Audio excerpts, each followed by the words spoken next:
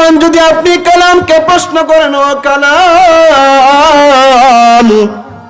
জানতে পারলাম তোমার নাম কোরআন, প্রশ্ন করেছি তুমি নাজিল হওয়ার আগে কোথায় ছিলে, বলেছে লৌহে মাহফুজের মধ্যে ছিলে।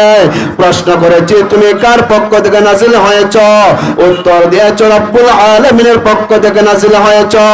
প্রশ্ন করেছি কার মাধ্যমে তুমি নাজিল হয়েছ, উত্তর দিয়েছ তুমি জিবরাইলের মাধ্যমে নাজিল হয়েছ। প্রশ্ন করেছি তুমি কার উপর নাজিল হয়েছ, উত্তর দিয়েছ তুমি মুহাম্মাদুর রাসূলুল্লাহর উপর নাজিল হয়েছ। প্রশ্ন করেছি তুমি কেন নাজিল হয়েছ, উত্তর দিয়েছ তুমি মানব জাতির হেদায়েতের জন্য নাজিল হয়েছ। এখন তোমাকে প্রশ্ন করি, ও কালাম, আল্লাহ পাক রব্বুল আলামিন তো তোমাকে নাজিল করেছেন, পৃথিবীর মধ্যে তুমি এসেছ।